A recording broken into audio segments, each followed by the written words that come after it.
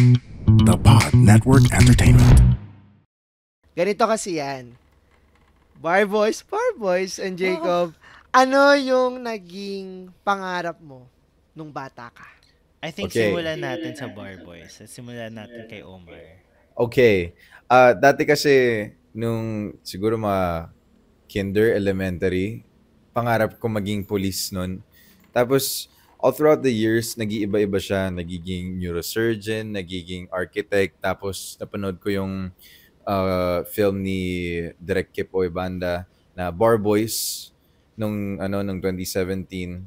Tapos naisip ko, what if mag kaya ako, mag-law school din kaya ako.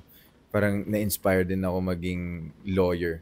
And then bigla akong nakapasok ng teatro. So nakita ko na ang saya pala dito, and I feel like I found my home, which is the theater. And then after that, parang tuloy-tuloy na mas I chose na lang to tell other people's story. And I think that's a good dream then to pursue. Yeah. Sorry, nakwento ko na yung buong buhay ko. Parang post na lang buhay na yun. Yun Ikaw, yung Jerome. totoong pangarap ni Omar maging lion. Kasi ako marami pero yung una kong pangarap talaga kasi bata pa lang nagtateatro na ako. So maging artista pero eventually maging director nung nag-aral ako sa Philippine High School for the Arts for Film and Theater. Tapos ngayon pangarap ko magkapamilya, maging tatay, alam mo yun, tumanda. Wow. Yun. Wow! Pero Ang maraming pangarap. Pangarap kong magkaroon ng sariling non-profit organization na meron na ngayon. Magkaroon ng sariling school. Mapabuti yung mundo. Yun. So, yun yung mga pangarap ko. Ikaw, Benedix. Ako nung bata ako talaga, gusto kong nag-film talaga ng yung alam mo yung dati kasi ako naabutan nyo, pero meron sa yung phone namin dati 'di ba may pause play ang mga videos. So parang continuous shot pa din siya nang nagpo-pause play. So before when I was 9 years old siguro 10, nagfi-film na ako ng mga kapatid kong ginagawa ko mga artista yung mga mga kapatid ko. So pangarap ko na dati maging director because pero gusto ko rin maging artista noon. Umaarte ako sa salamin. Pero iniisip ko, noong mga panahon na yon, hindi naman ako kasing pogi ni ganito, ganyan. Tapos, alam mo ba kung sino ang pinaka, ko noon, nung nagpa-insecure sa akin na parang never na siguro ako magiging artista? Sino? Kasi hindi ko kamukha si Sam Concepcion. Kasi medyo kabatch ko siya. Nung bata ako, sabi nila, ay para kang si Sam Concepcion, pero pag titingnan ko, parang siya yung isa sa reason ko kung bakit ako nawalan ng kumpiyansa sa sorry Sam. Hindi pero parang alam mo yun, na-compare ko yung sarili ko. Growing up, parang lumaki akong may ganong somehow na insecurity na parang hindi ako magiging artista. Oo, kasi hindi naman ako kanon kapogi, ganon. Tapos nung eventually as a multifaceted I mean, ibig ko sabihin, ang dami kong gustong subukan. Dami kong gustong gawin. Gusto kong mag-director, gusto kong mag-actor, gusto kong maging performer. Tapos ang pinaka nag-influence sa akin ng bata ko, High School Musical. Tapos yung High School Musical na yun talaga, nag-start ng love ko sa performing arts and acting, theater, singing, and everything. Nice. Naging power pop girl pala. How about you, Alex? I think... Sorry, what was the question? Childhood dream. I think my dream ever since I was young was always to be an actor, an entertainer. Ako yung tipong 5 years old na nagre-renew ng wedding vows yung magulang ko. Tapos, andun ako sa likod nila, like, tumatakbo ako sa buong stage ng chapel. So, my sister had to, like, contain me because I was so malikot. Kasi gusto ko talaga yung may napapangiti akong tao. So, I think that's been my dream ever since, to be an entertainer. And whenever I get tired, I always think I owe it to my youngest self to make these dreams come true. And I think to this day, who I am now, my dream is just to deepen my craft and to embody I like to say like embody more of those chameleon qualities where you can play many different roles and tell many different stories of many different lives, and I think that would be a dream come true for me. Yeah. Sobrang profound. Oo. Sobrang seryoso ng pangarap Oo. niyo. Oo, alam niyo sa akin, Ano, nung sige, grade Lance. nung grade 3 ako, sabi ng teacher namin, tanda ko kasi noon, maglagay kami ng parang title sa nameplate namin. Like yung title na yon, yun yung gusto naming career. Okay. Wala akong maisip during that time. Naaalala ko, medyo malayo. Pero nilagay ko doon, Senator Lance. Sabi ko na. Like, ewan ko kung bakit politiko. Pero looking back at it, I guess, similar with Omar, parang there was a phase nung high school sa akin na law, probably. Pero parang na-legal and more like yun din gusto ng parents ko. Pero parang later on, nung tumanda ko, I didn't see myself na ipapursue ko siya. Parang, sige, kaya nyo na yan. Go. Ikaw ba, Jacob? Pero gusto ko munang dagdagan. Kaya dun sa wall, nung after manood ng Bar Boys, is mga, di ba nilagay ko yung yung attorney Arevada? Diyos ko, wag na. God Go. bless. Kahit Napanood ko na yung Bar Boys, wag na. Okay ka na? Okay ka na sa panonood na lang? O, sige. Wag na, Ako naman, pangarap ko ay magmahal at mahalin. Emmy! Wow! Alalim. Wow! Ande, ang pangarap ko, ano ba? Wala naman ako masyadong pangarap sa buhay eh. Mapasa kanya lang. Huy! Alam mo, hindi ako naniniwala, Jacob. Bigay mo sa amin yung delulu dream na takot ka na malaman na ibang tao. Yung ganyang kadelulu na dream mo. Delulu dream. Meron yan eh. Pangarap ko. Hoy! Lance, may mga singers dito, Lance. Ay, sorry, Parang sorry. time to not sing. Sorry. Okay. So, feeling ako kasi ang delulu dream ko, mag-artista. Talaga. Yeah! Say it louder for the people in the back. Oo. Which I feel na naman na parang one way or another na kinaya ko din naman one way or another. TV, movie, o teatro? Initially teatro, pero later on naging hosting na siya. Oo. Nice. Kaya pag artista ka, pwede ka rin naman maging senador. Ganun naman sa Pilipinas. Oo. Yes. Oh, no. Diba? Pero sa totoo lang, I feel like theater is a good pre-law. Talaga? I think theater is a good... Yung totoong magandang pre-law, sabi nila English or anything na language. So, Philosophy daw. theater is... Yeah, so sa UP, under speech com and theater arts yung yung theater arts major. So, tama naman si Alex actually. Kasi, you really... Well, in theater, you study characters, you study objectives, diba? Research. So, it's kind of the same. Same but different. And also how you act in front of the experts on the stands. Then, Yeah. siguro Oh. makakatulong din yung theater. Yung yung mga tatanungin ng mga attorneys sa isang kaso sa korte.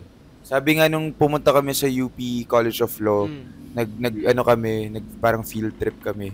Kailangan, yung nagtutour sa amin si Attorney Marwell, kailangan rin talaga na acting skills sa pagiging lawyer. Kasi you have to persuade eh. Oo, Kailangan kasi- dramatic ka ganun. Oo. Oo, parang syempre kailangan mo sila mahikayat for your case, diba? Your arguments. Kasi it's a battle of logic and arguments being a law student. Lawyer pala, hindi law student. I think the word is charisma. And Lance, you have a lot of that. Wow! Lawyer na Grabe. yan. Grabe Lo, yun. lawyer na yan. Good. And with that, hello to everyone all over the world. Magkakasama na naman tayo sa isang gabing puno ng kwentuhan, tawanan at bardagulan. Ito pa rin ang Ganito Kasi Yan. Powered by the Pod Network.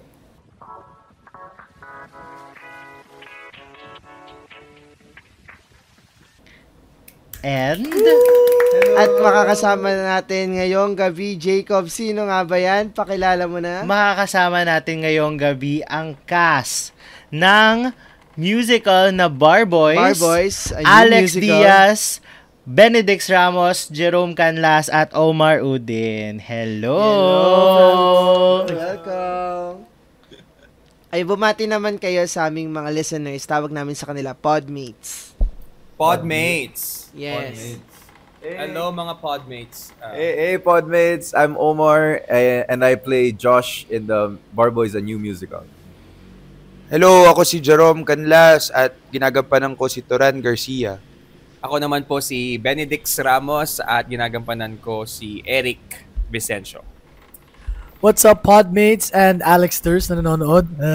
Nabati.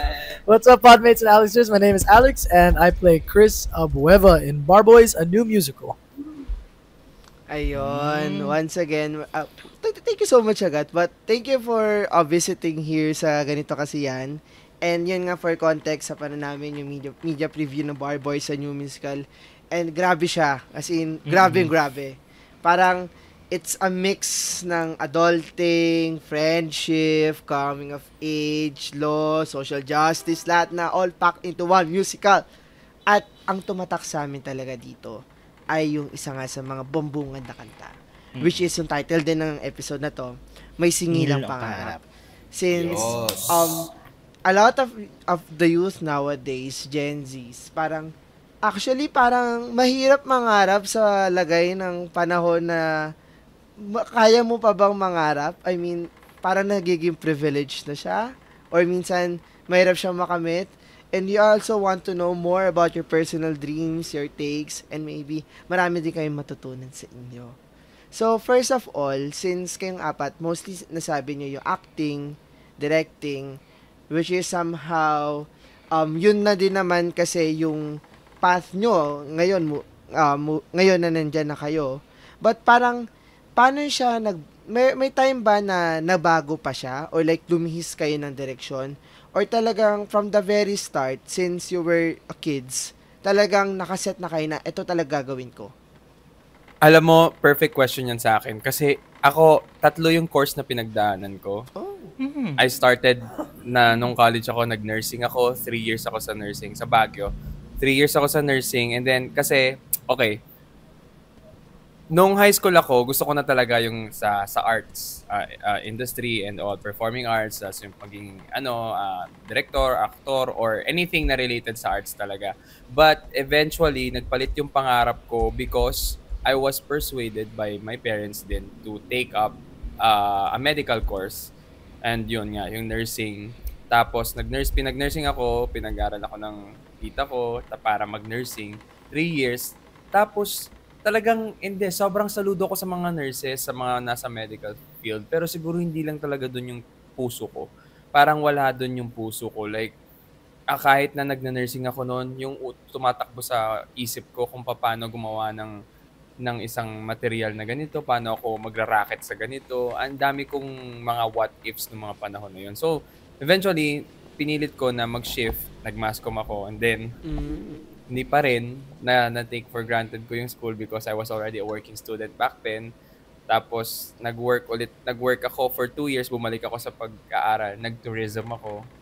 Diba? Ang dami. Nag-tourism ako. Tapos, take note, 3 different universities yun. So, parang nandun din ako sa punto na, saan ba talaga ako pupunta? Wala akong patutunguhan. Like, as in, kung alam nyo lang kung gaano kahirap ng 10 years sa college na para ako nag-law na din. Because 10 years akong nag-college. Oo, 10 years ako nag-college. I still didn't know what to do in my life. Hanggang sa nag-pandemic. Tapos yun, nagkaroon ako ng project sa Manila. Nag-travel ako. Tapos from then on, diretso na ako nag-pursue dito talaga sa industry na to. So, nagpalit-palit din talaga siya. Ang dami kong naging choices in life. Pero eventually, nag-end up pa rin ako sa gusto ko at sa pangarap ko. Ang dami nung redirection. Yes. I mean, from medical, masscom, tourism, tas theater. Parang, grabe yung pinagdaanan for 10 years. So, parang, shit, ano ba talagang gagawin ko? Diba?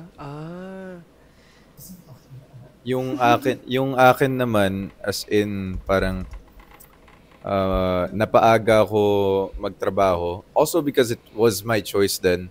So, tuloy-tuloy ako hanggang matapos ang high school. And then when it came up to senior high, I realized na I need to stop kasi kailangan ko suportahan yung sarili ko financially. So I had to work I had to work as early as I can. Tapos ayun, yun yung singil ng pangarap ko. Kasi gusto kong makatapos ng pag-aaral pero nakita ko na medyo may pagkamahal yung mga tuition sa school. So parang sinisingil ako na bayaran yung school ko and literal na singil. So I can't pay it properly unless I find work where I can gain and earn money. So ang plano ko ngayon is like I will earn money muna, then focus that money for my tuition in the future para matapos ko yung pag-aaral ko. Yeah. Ako naman, feeling ko marami akong mga roads, na mga daan na tinahak, pero hindi naman ako nalihis. Parang lagit-laging nandun pa rin sa pangarap na makapagkwento, gamit yung sining na alam ko. Pero after ko kasi mag-aral sa Philippine High School for the Arts, na nag-specialize ako ng theater for 4 years. Nag-UP ako, ang tinake kong course ay community development. So malayo sa arts, pero at the same time malapit din kasi yun yung nakapagpa-realize sa akin na pagpapalalim din nung sining na meron ako kasi mas layered yung gusto kong understanding sa kung paano ko ba gagamitin yung gifts at yung skill set na meron ako.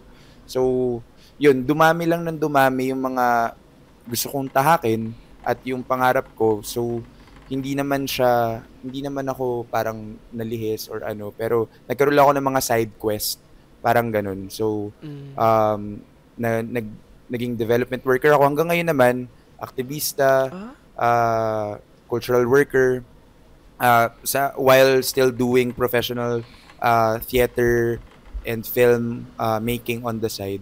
So, yun, it's my life basically, and parang natanggap ko yun na minsan you have to choose kung ano yung gusto mong tahakin for that specific moment. So, kunwari, this year, parang ito lang talaga yung gusto kong gawin. As the next year, pwedeng iba. At okay lang yun kasi hindi naman linear yung journey. At nagpa-fluctuate siya at pwedeng iba-iba. Basta ang mahalaga ay yung kung sino ka at yung anong gusto mo at gusto mo yung ginagawa mo, nag-aalab siya yung puso mo para doon. Yun yung importante. Go, Alex. Yes. Yeah, I've been very fortunate for the last 12 years to be able to say that I've been in showbiz, I've been an actor, and tulad ng sinabi ni Jerome, it's not linear talaga. There were many years where, and I think one thing that's different now about being 30 is that I used to get blessing after blessing, and at the end of it or in the middle of it, I would be like, what's next? How can I get bigger? How can I get more famous? How can I do something that will make me feel like I'm an actor? But there were times where I wouldn't get roles, so I co-produced a music festival, I co-produced a bodybuilding competition, I was an instructor for indoor cycling, a lot of these different things, but they were all side steps kasi because the main dream was acting talaga, to be an actor. And the thing about going for your dreams is, as long as you're facing the direction of your dream, for anybody who's scared that they might not make it, inevitably, if you keep walking in that direction, it is impossible that you will not hit what you are aiming for, as long as you keep going. So, for me, ayun nga, I feel very lucky to be able to have been doing this. And what I just want to impart to everybody is that I used to think, maybe if I do this, this, and this, or if I get this acting award, actor na ako. But looking back now, every single day of the last 12 years, I have been an actor. So, you don't need external validation to say that you are living your dream. as long as you are facing the direction of your dream and you're aiming for the stars, you will inevitably land somewhere. And I thank you. Yeah. I agree with that kasi ang ganda na parang a lot of redirections. Parang ang pangarap kasi hindi din linear eh. Hindi ka laging mapupunta sa pangarap mo kaagad. Kasi ano yung challenge kapag hindi ka naman, ano pa yung challenge doon kapag napunta ka na agad sa destination mo. And sometimes ang dami talagang hurdles in life. And kagaya ako, same ako sa kwento din nila na actually nag-accountant ABM muna ako before ako bumalik sa com. And doon ko na-feel kung gaano ko minahal yung arts din talaga. Yes. Oo. Parang mas na-appreciate mo siya. Sa akin din naman, go. Wait, nawala ba sila? I think. Ayun. Go, Benedix. No. I was just saying na parang mas na-appreciate mo din talaga kapag yung parang hindi naging madali para sa'yo na makuha yung pangarap mo, mas na-appreciate mo kapag dumating na siya sa buhay mo. Sa akin naman, relevant yung mga sinabi nyo na parang hindi siya linear. Para it's a reminder. Kasi seniors na kami and parang, alam nyo yung parang nasa point din kami ng buhay na, okay, pupursue mo ba yung pangarap mo? Parang, for some or for me na parang may isip ko na parang, yun agad, diretso na agad. But, meron din palang ibang opportunities or like side steps that I could take. Mga side quests kumbaga before I would reach that final point. Yes. Oo, parang feeling ko you're making me feel so old. Kasi no, what I mean. Sorry naman. Sorry naman, oo nga pala. We're 80s. We're ageless. Until we're old. Forever young. And with I that, like what you said about side quests because I like to look at life as a video game, and I don't know if you guys have ever played Diablo. No, you've never played Diablo. Oh my gosh, Diablo. What is that? So Diablo, basically, it's an RPG game, and like as when you're playing a role-playing game, you don't know what the final stage is gonna look like. You don't know how you're gonna get there, but along the way, you're picking up these clues that and then all of a sudden, from your hometown, you have to go to the desert to find this next clue that will take you to this place, that will take you to that place. And I think very much like real life, if you realize that when you're going for your dreams, it's never a straight shot. And if it's a straight shot, there is something off about that because it's not meant to be linear, as Jerome said. So always just trust in the process. And I've said this once, but I'll say it again. Live your life for those moments where you walked off the boat and you walked on water and you trusted in God's plan, not a life where you look back and you were just on the boat the whole time. So don't be afraid to jump. I would also like to add lang din dun sa sa tingin ni Alex sa side quest is just like this life is one big video game. Siguro yun din yung inspiration ni Kuya Pat Valera, our writer of Bar Boys, on display na parang yung journey ng 4 boys dito sa play na to is actually a one big video game. And parang dito nakakwento ng maayos kung talagang yung struggles ng isang law student or ng kahit anong student in life. Like this is all just one big video game kahit na naging 31 years old na sila at the end or kahit sa simula pa lang nang may singil ng pangarap, like all their troubles, all their struggles are parang napapakita sa play na to is just a video game. Yeah, but gaya nga rin ang sinabi ni Maurice Carlson sa play, wala rin talagang final round, walang boss to defeat, no single enemy. So like yung buhay natin, parang tuloy-tuloy lang siya ng tuloy-tuloy, 'di ba? So parang we can view it as a game, but at the same time parang kailangan mo lang siyang tignan step by step, round per round na never ending. Pero kung matalo ka man, you always go back up and do better, be better. Ang ganda nun kasi parang it's just telling us na hindi natatapos yung buhay, na there's always something to look forward to. And kahit yung mga pangarap natin, parang once, kahit sabihin natin may naabot na natin yung certain dream, may laging something coming up na, oo. And with that, masasabi mo bang naabot mo na yung pangarap mo? Kasi a lot of you guys, parang na-mention ninyo yung mga pangarap nyo nung bata kayo. Masasabi nyo ba na at this point ay nakamit nyo na to? O ang buhay mo so far ay malayo pa sa pinapangarap mo noon? Ako, kakantahin ko na lang yung Cross the Line. Ang layo na ng aking narating, pero ang haba na ng ang haba pa ng kailangang landasin. So may mga bagay na nakamit na, pero ako kasi hindi ako easily contented sa mga meron na ako. Lagi ako naghahanap ng ano pa yung next for me, ano pa yung pwede kong magawang mas okay to become a better person, to do more. So pero that's just my personality. So yeah, may mga bagay na nakamit ako pero hindi pa doon natatapos.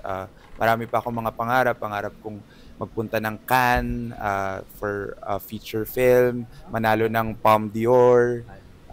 Pangarap kong alam mo yun, madirect yung kapatid ko at sabay kaming manalo ng mga awards at alam mo yun.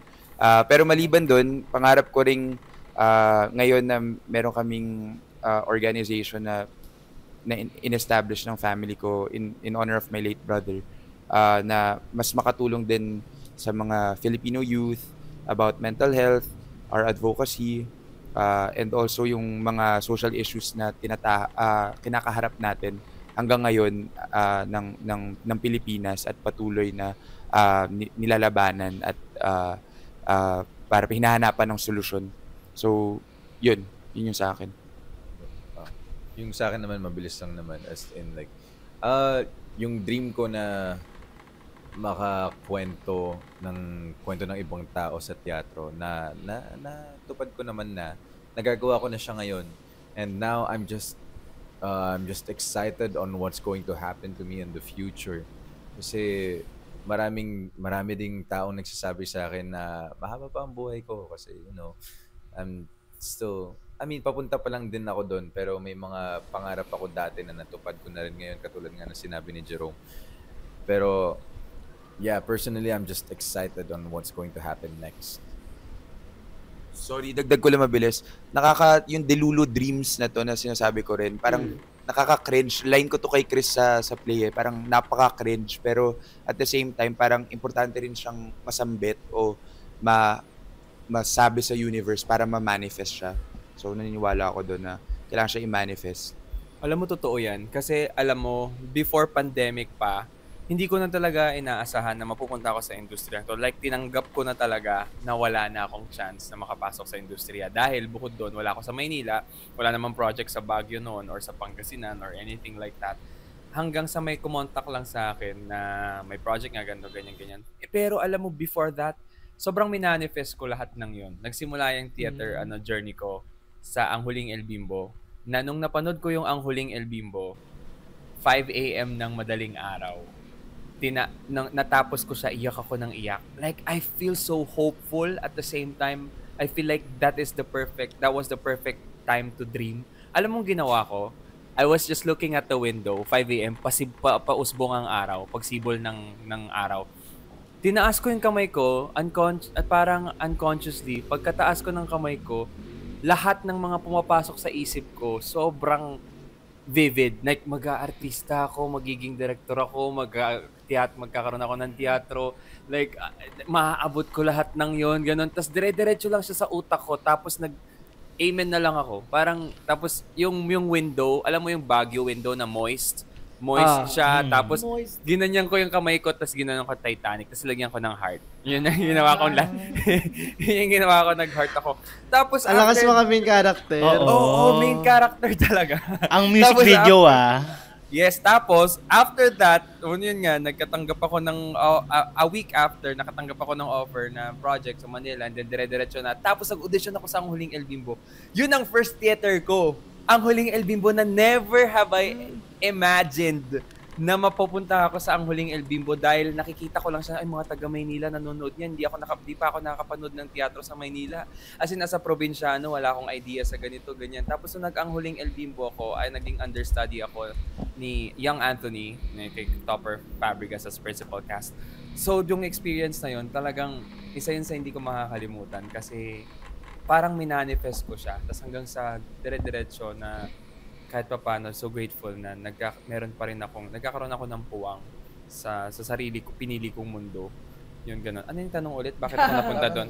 So, do you feel like you've achieved? Yun. I've achieved my... Pero yeah, last na lang. Parang a dream naman kasi talaga. Ang pangarap, it's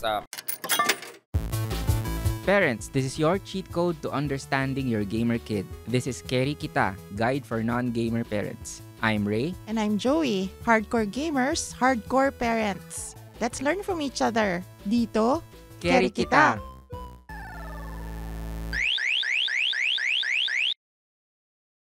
if it's a lifelong journey and once na nare-reach mo isang pangarap, minsan hindi natin nare-realize na naabot na natin yun eh. Na minsan nandito na pala, ito na pala yung pangarap ko. Tapos marirealize mo na umaangat at dumadami yung pangarap mo. And it's not that you're not contented. It's just really aiming for more because you want something better for yourself. Na parang once na touch mo na to, you of course, you don't stop there. You just keep on believing na kakayanin mo pa yung mga dilulus mo. Kasi nagsimula naman yung pangarap na meron ka ngayon sa dilulu dreams mo lang. So, you'll never know, di ba? Balang araw, nang kaming apat, nasa Cannes na kami, di ba? So, dinidirect na kami ni Jerome. Oo, dinidirect. At saka ako, pwede. Malay natin. A dream is a wish your heart. Anyway. Yeah, I love what they were saying, and I totally agree. I mean, there's so many ways that we could intersect spirituality into this. And I think one of the biggest ways that I think I could want to impart to you guys as young individuals who are studying and all that is you cannot attract a frequency you don't embody. So when you say, have I achieved my dream? I used to think about it as like it's a destination to be reached. But the thing is, it's a frequency to embody. So I came up with this little saying, and I always tell people, you don't eat the sandwich for the bread. And what that means is you don't live your life for the beginning and for the end. You live life for the laman, diba? So it doesn't matter where you came from and it doesn't matter where you're going, not so much. What's important is how you fill that sandwich and what's in there. So I guess to answer the question, have I achieved my dream? Every single day. Every single day I wake up getting to do what I love is a dream come true, and that will only allow for more of that. More blessings of that nature. Thank you. I love that sandwich. Very yummy. Oo. Ang ganda nun. And gusto ko din i-add, kasi may napanood akong TikTok video the other day, yung about parang video siya ni Ayin on her, parang advice na lagi niya natatanggap, na parang pag naabot mo na yung pangarap mo, or pag nag-peak ka na, it's going to get downhill from there. And yun yung pinakaayon niyang advice. Kasi parang pag naabot mo naman yung pangarap mo, that's when you discover more about yourself. At mas lalo kang, dumadagdag yung pangarap mo. And hindi naman nagtatapos ang lahat sa pag-abot ng childhood dream mo, because you find a lot about yourself. Go, Alex. Yeah, and for as long as umiikot yung mundo at nakakamit ka ng mga iba't ibang tao, nagbabago din talaga yung mga perspektibo mo. Minsan yung dati mong pangarap, hindi na yun yung pangarap mo kasi dahil sa mga nakapaligid din sa'yo at saka yung nakikita mo mga pagbabago sa kapaligiran, sa sistema, sa lahat, di ba? Kaya nagbabago talaga kung ano man yun. At sasakyan mo lang yung pagbabagong yun para makasakay ka rin sa mundo. And also, we don't know what kind of slope we go through in the journey. Kasi, pag sinasabi nilang, it only goes downhill from here, parang hindi naman totoo yun. I mean, if you go downhill, you will always go back up pa rin naman at some point. I mean, sure, babagsak ka rin, pero may bawi din yan at some point, right? Yeah. There's nowhere to go but up. Yes. Nibe Yeah, si we Dad gonna go ng Philippines. Ibigay ko ang Sorry, kalabang kami ha. Pero medyo natatahimik ako, walang pumapasok sa isip ko habang nagsasalita kasi kasi parang nagkakaroon ako ng live realizations at this point. Wow. Oo, may epiphany and very overwhelming siya na parang yun nga na parang it doesn't stop from here. And at nagustuhan ko din yung visualization ni Alex of like yung parang being yung sa sandwich na you just don't enjoy the endpoints but rather yung kung yung between, yung spread and everything and the journey so far.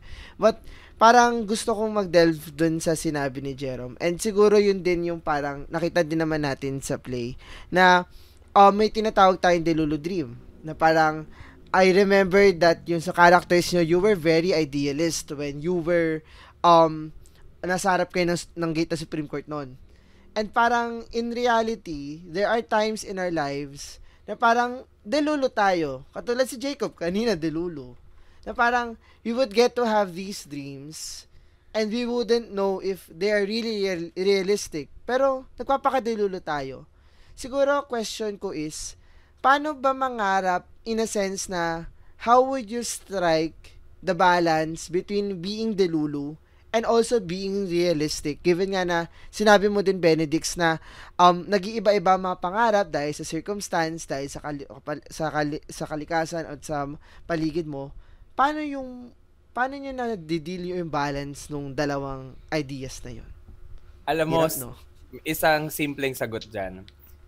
Kung wala ka talagang ginagawa para sa pangarap na yun, wala kang karapatang magdilulo na matatanggap mo yung pangarap na yun. Kasi kung ang tanging pangarap mo lang, alimbawa gusto mong maging artista kunwari, pero wala ka namang ginagawa for it, or parang naniniwala ka lang na darating yun, parang medyo magiging quite impossible for you kasi you're not doing anything about it. Parang ganun. It's about really making a conscious effort for you to be there, and it's not just being delulu. You also have to face and confront the reality na meron ka dapat gawin para sa pangarap na yun, na hindi ka lang uupo dyan, hihilata, wala kang gagawin para makuha mo yung mga yun. Hindi mo lang itataas yung kamay mong ganyan na pangarap kong maging pero wala ka naman talaga doon sa yung sinasabi ni Alex na yung you embody talaga yung frequency. Ano yung sinasabi mo kanina? You must embody the frequency you want to attract. Yes, yun.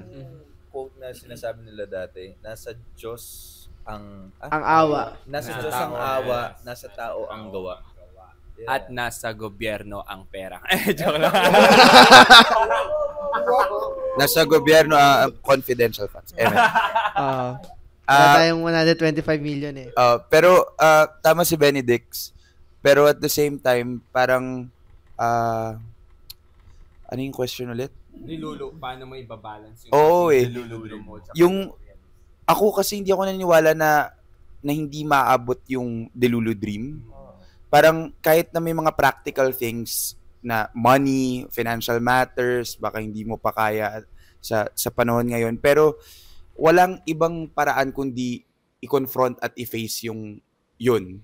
Parang malalaman mo lang na kung ano talaga kung hanggang saan ka, kung tatalon ka at susubukan mo. Kailangan mo lang subukan. At kahit na mag-fail ka, subukan mo pang muli hanggat sa, alam mo yun, maubos ka at mapagod ka at ma-realize mo na, hindi to para sa akin at iba na yung tatahakin ko. Pero, yun, wala talagang tamang hindi ako pwede magsabi sa inyo kung kanino man na parang, hindi yan para sa'yo, hindi mo yan pwedeng gawin. Parang, ang gago nung magsasabi nung isa pa. Oo. Yung walang pwedeng ibang magsabi sa iyo na hindi to para sa iyo kasi ikaw lang ang pwedeng makakapagsabi nun na kung ano yung para sa iyo talaga. Don't let anyone tell you what to do or don't let anyone define dreams for you kasi ikaw yung may pangarap nun. Own it. Also to add lang, I don't think dreams should be called delusional kasi I feel like dreams are inspirations in life. Kahit na sabihin mong gusto kong magkabahay sa tabi ng bundok na may mansion ako sa tabi ng bundok. Parang pwede mo pa rin siyang gawin kasi hindi mo alam kung ano talagang mangyayari sa iyo in the future. Malay mo manalo ka sa loto. You know, we'll never know what fate is gonna give you in the future. Parang mas okay na Tumaya ka sabihing araw-araw sa loto. Yeah. Mas okay na sabihing inspiration ang pangarap kaysa sabihing delulu dreams. Kaya parang synonymous yung goal sa dream tsaka yung dream na panaginip. Kasi yung surreal yung panaginip, 'di ba? Minsan hindi siya nagme-make sense pag tulog ka. Pero ikaw lang minsan makaka-get sa yun yung ibig sabihin nun. So ganun din sa pangarap, parang feeling ko ikaw lang rin talaga makakapagsabi kung ano yung kaya at ano yung nagme-make sense at ano yung pwede mo pang ipagpatuloy. Pero wait lang, last na to before Alex. Para hindi mawala yung thought ko. I'll take you back to sa first lyrics ng song na May Singil ang Pangarap dahil yun ang title natin ngayon. Libre ang managinip, yan ang sabi nila. Pero alam ko na dito totoo. At sigurado kong alam mo rin to. Kung tulad kitang dehado, sino bang hindi dehado? Pump. I don't believe that your dreams are totally for you. I believe that you can have a dream, but it is up to you to make it happen. Just like they're saying, you have to body it, because people will say, I want this. Pero totoo yun, may singil ang pangarap. And what a lot of people forget is they're so delusional about like, oh, I want to be this, I want to be that, but they don't get that in order for you to achieve certain things, fundamentally you have to change the core of who you are. Because the reason, like we were talking about frequency, the reason you're not achieving something right now is because you want it, but you're too afraid to give up whatever it is in order to get there.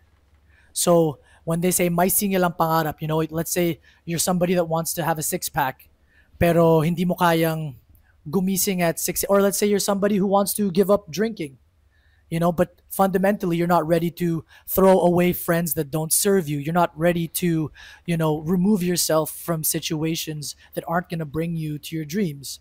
So when we say may singil ang pangarap, it's not even just about being a law student or achieving a career. It's all about, it can even be something as little as, you want to be, if you're religious, a proper follower of God, but you're not ready to do the proper things in order to really be a genuine follower. So what are you willing to give up in order to become somebody else?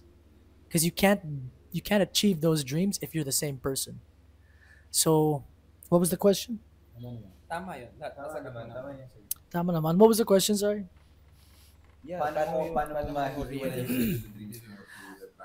So yes, be delusional.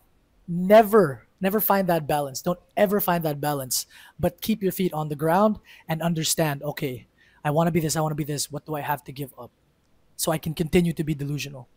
So, if I want to go to Hollywood and become a star, but every single time I'm put in a situation where I could compromise my public image and I fall for it, do I really want to be a star? Diba? So keep your dreams delusional, but keep your feet on the ground. Ganyan sinabi ko, yung singil ng pangarap, minsan, hindi naman singil ng pangarap na bad consequences. It's also about the things that you can earn from dreaming. Diba? Yun yung isisingilin ka na ng pangarap kasi naghihirap ka para sa pangarap mo. Ito na yung kabayaran ng mga, good karma, parang ganon. Siningil ka na ng pangarap mo kasi ito na, nandito ka na sa pangarap mo kasi naging hardworking ka and naging delusional and aspirational ka. Ayun. Go, Jacob. Pero ang ganda nun kasi actually agree ako kay Benedict, kay Alex, sa kanyang lahat actually, na super importante yung may gawin ka about your dreams. Kasi walang-wala yung pangarap mo kung pagiging pangarap lang yun, kung pagdadasal mo lang na mangyari yun. Hindi yan mag-a-appear sa out of nowhere. Kailangan ikaw din mismo nagiging bahagi ka ng pag-abot ng pangarap mo. I think last year. And sa akin naman, naalala ko tuloy yung sa philo class namin. Parang it's an Ateneo thing ata. Na parang yung quote na, lundagin mo, baby. So parang Filipino philosopher siya galing kay Father Ferriols. Parang siya yung legendary prof na Sumalangit Nawa. Parang ibig sabihin niya nun, parang kung ikaw parang nasa swimming pool ka, pwede mo daw ilarawan yung swimming pool, pwede mo gamit yung mata mo kung ano nakikita mo, kung ano yung naaamoy mo, kung ano yung nararamdaman mong lamig sa katawan mo. Pero at the end of the day, hindi mo fully mararanasan siya, hindi mo fully mararanasan nga na paano lumangoy kung hindi ka lulundag. In the same way na kung ito yung pangarap mo na madedescribe mo siya na parang ganun kang moments na titingin ka sa sunrise ganun na may pakamay pa. Parang hindi siya, it doesn't stop from there. You just have to be free from all of your fears, from all of your hesitations, and just jump. Jump. Lundagin mo, baby. And Sabi nga ni Karl Marx, ni Kobe Bryant, at ni Paulo Freire, Eme, collab yun ah. Sabi nga ni Mother Teresa. Ano sabi? Ano sabi? Ano sabi, Benedict? Huwag ka na magsalita, baka Sabi nga ni Oprah. Sabi nga ni Boyz II Men, I believe I can fly, I believe I can touch Hindi the sa sky. boys. Hindi ata Boyz II Men yun. Hindi Boyz II Men ata yun. Yung cover version. Cover version. Ibang version yung napakinggan ni Alex. Oh. Pero balita ko, Jacob, nabanggit na yung last question natin. Ano Oo ba nga, yun? nadaanan. Kasi, syempre, napag-usapan na kung may singil ba talaga ang pangarap. Na kung ano yung mga bagay na kaya mong isakripisyo para sa pangarap. So, yun yung gusto din nating tahakin is ano yung mga sakripisyo nyo na para sa mga pangarap? At talaga bang kailangan may mga bagay ka na sinasakripisyo para maabot mo yung pangarap mo? I think one of the biggest things that I sacrificed for my dreams was the comfort of a path most taken. So I feel like every single day of my life, it's hard for me to look for examples of people who've achieved my dream, because it's like when you really honor your path in your life and your intuition, you'll find that there's not a lot of people that you can go to for that kind of advice, or that's at least that's kind of been my experience. So yeah, I think that's one of the biggest things I gave up was a life of comfort and a life of predictability. But you know, in the end, it strengthened my intuition, and over the years, I've learned that to listen and to strengthen that little voice inside my heart, and to trust it. And so, yeah, nothing is experience lost. And yun. Siguro isa rin sa mga sakripisyo na nagawa ko for my dream is time for my family then, na yung bonding time ba with especially with my mom, you know. Parang most of the time kailangan ko mag-isa lang ako pupunta dun sa event na yon kasi kailangan walang companion and stuff like that. And kailangan ko rin masanay like sa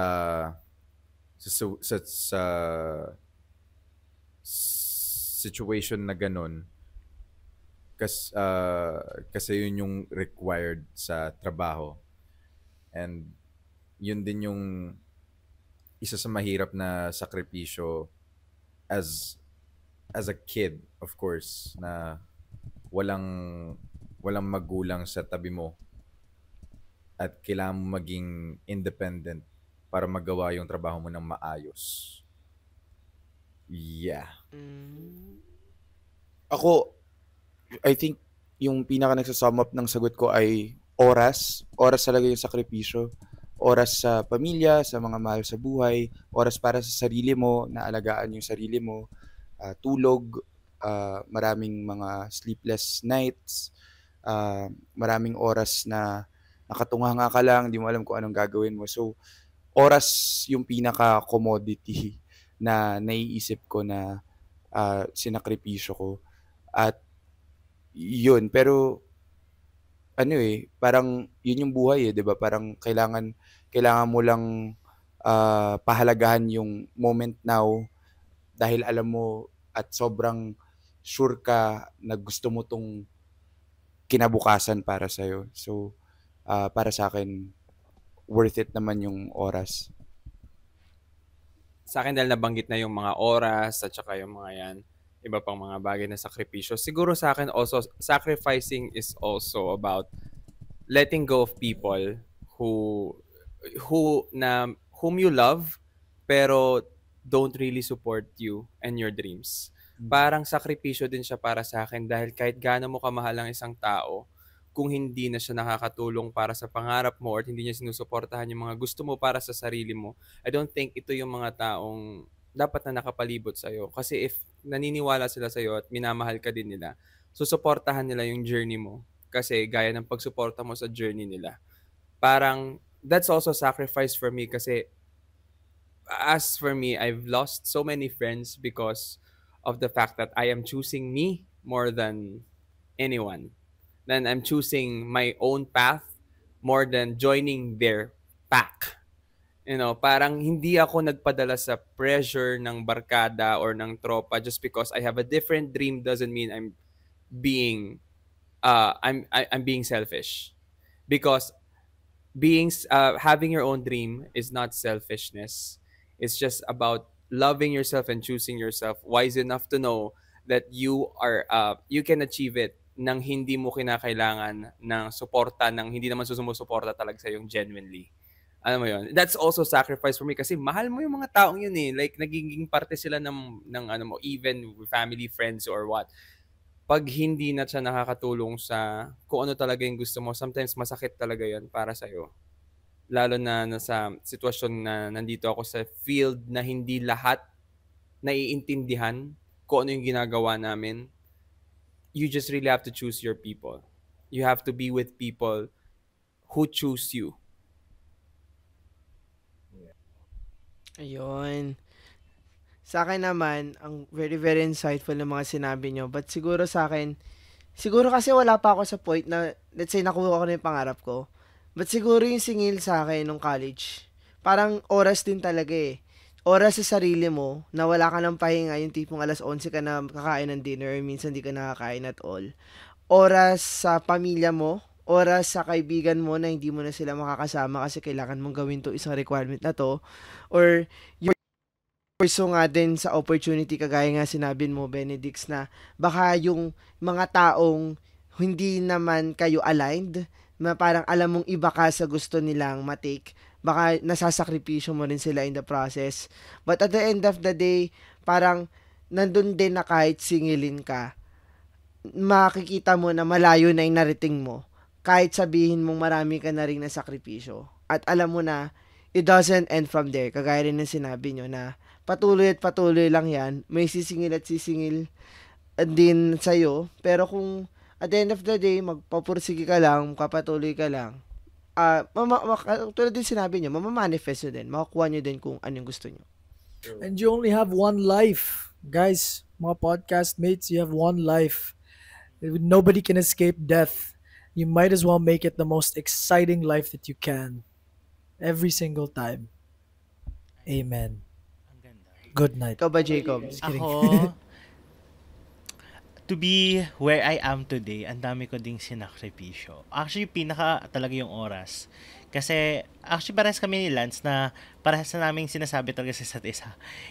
Wala na kaming time talaga para, alagaan yung mga sarili talaga namin. Kasi, mga pinipili din namin to become the person we want to be. I feel din naman na parang to be where we are today, we sacrificed a lot.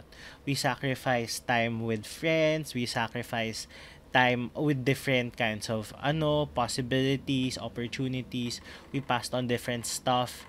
But siguro there are sacrifices talaga that makes it worth it. And there are dreams that are worth it to be sacrificed for, na at the end of the day, makikita mo kung gaano kalayo yung narating mo and masasabi mo, kahit ang dami kong nasakripisyo, parang worth it yun para sa kung saan na ako ngayon. At ayun, once again, maraming salamat, Alex, Benedix, Jerome, and Omar. Very, very insightful, very, very, life, pwede na kayo mag-life coach, apat. Oo. Pero pwede na kailangan kaming philosophers. The four wise men. Oh, for wise men. Charot. Pwede na. Pero balita ko, Lance, may tanong ka muna para sa kanila. Oo, siguro pahabol muna since nagsisingilan tayo dito. Ano yung singil sa mga taong hindi pa take 2. Ano ang singil sa mga tao kung hindi nila mapapanood ang Bar Boys, the new musical? Ayan. Siguro sisingilin kayo ng Mabilisan na lang. sisingilin kayo ng Hindi ko masasabing masisingil kayo, pero siguro mamimiss nyo lang yung yung chance also to see hope somehow dito sa atin. To get hope or inspiration from to get hope or inspiration from this musical na sigurado ako, hopefully, na naniniwala ako na sana ma-move din kayo ng musical na to dahil sobrang pinaghandaan din talaga namin to. Ako, yung missed opportunity lang to watch and to absorb a story by the Filipinos and for the Filipinos. Yun lang talaga. Kwentong Pilipino to para sa mga Pilipino, gawa ng mga Pilipino. At sayang yung oportunidad na mapanood nyo dahil marami kayong mapupulot. At hindi lang to para sa mga law students, law school na nakatahak nun, pero para sa lahat ng mga Pilipino. At yun, first original musical to ni Mike Salomon at naniniwala ko nasa infancy stage pa at pwede pa kaming maging better every time. So watch it now because it will be totally different sa next. We'll never know when the next is then. So please catch Barboys kasi we only run until November 3 and yung mga tickets namin sobrang limited na lang din. So please kung naghahanap kayo ng inspiration, kung gusto niyo ma-inspire, kung open-minded kayo sa stories, kung gaano kahirap at kung ano mga struggles ng isang law student, at kung gusto niyo marinig ang kwento tungkol sa injustice ng ating ating bansa, please catch Barboys kasi it's worth the watch. And I'm sure kahit nasa anong stage man kayo, kung anong position nyo man ngayon sa buhay, makaka-relate pa rin kayo kahit papaano. Right, Alex? Yes, right? Sir. Tsaka ang dami-dami namin good reviews, no? Hindi nyo papanoorin. Dami-dami namin good reviews. Hindi nyo papanoorin, you guys missed out talaga. Kasi kahit wala kayong mapulot sa show, sobrang entertaining niya. I had the chance to watch it and kahit wala kayong mapulot na aral, ewan ko na lang sa inyo kung wala kayong mapulot. Pero kahit wala, it's so good. And we're not saying that as actors. Like, written by Pat Valera, the movement choreography is by Jomel, and we have, Mike with the music. It's such a good show and it's 100% Filipino. Yes, and 18 citations tayo sa Gawad Buhay. Nako, may citations kami. Ngayon lang kami magyayabang ng ganito. 18 citations po kami sa Gawad Buhay. So cited Alex Diaz, Benedict Ramos, Jerome Canlas, and Omar Odin. So guys, akalain mo yun, insecure ka dati kasi kay Sam, tas ngayon nasa same category kayo. Chills. Oo, pero grabe din. Actually, kahit kami ni Lance, super nagustuhan namin. Na parang, kahit ako, I've seen a lot of musicals this year and this is one of my favorite talaga. Yay! Salamat, Jacob! Oo. Super, talaga, memorable and talagang one for the books talaga siya. And with that, saan ba nila mabibili ang tickets? Paano nila makikita kung ano pa bang pwedeng asahan sa Barboys? Kung paano nila matututukan ang mga ganaps ninyo? Or saan nila kayo pwedeng i-follow? What is up, Podmates? Please, if you haven't already, come and join the fun and cross the line with us. We are doing a musical called Barboys, a new musical up until November the 3rd. Yup. At the Power Max Center Spotlight Black Box Theater at Circuit Makati. Okay? Remember that place. At pwede nyong makuha ang inyong tickets sa tickettome.net or at bit.ly/barboystickets. Kaya naman, i-follow nyo na rin po ang Barefoot Collab para sa more updates and of course, tag us if ever you will watch. And see you at the theater. Anong itatag nila? at Barefoot Collab. At anong sinasabi natin para sa kanila lahat? Never ready! Only prepare! Laban! Game! Nice! And once again, maraming salamat sa inyong apat sa kasing katulad ng Bar Boys, a new musical, buong buo din, one for the books yung naging kwentuhan natin dito. At yun nga sa mga brands dyan, kung gusto nyo mapag-collab with us, feel free to email us sa dagitokasianpod@gmail.com. Kung nagustuhan nyo tong episode na to, i-share nyo to sa inyong mga social media accounts. Use the hashtag GKYXBarboys. And mention nyo na rin kami, it's at GKYPod on all social media platforms. And ako naman, it's LNCRVDA on Instagram. At ikaw naman, Jacob. At the Charles Jacob on all social media platforms at Lance. At yon, kung nagustuhan nyo rin tong episode na to, what if stream nyo yung past episodes ng podcast namin dahil nag-release kami every Saturday. Ring yung notification bell, ha? Tapos i-follow nyo na rin kami, mag-leave kayong 5 stars, and tuloy-tuloy lang ang kwentuhan. At wag natin kakalimutan, at the end of the day, may singil nga bang pangarap? Wala, but ikaw ang Diyos at Hari ng iyong mundo. And you must reach for the stars. Yay! And you attract, you Thank you manifest. so much. Nasa Diyos ang awa, nasa tao ang gawa, nasa gobyerno ang pera. And once again, Thank you. to pa rin That was so ang much fun. Thank you so much po for inviting us here sa mga podmates. Maraming salamat. And of course, to Lance and Jacob. Yes, thank you. Lance, Jacob. Ayan. And once again, ito ang Ganito Kasi Yan. The opinions of podcast creators, hosts, and guests are not necessarily reflective of the official stance of the Pod Network Entertainment, its hosts, or other network programs. The content created by the people behind the podcast is personal and not meant to harm any religion, ethnicity, group, organization, company, or individual.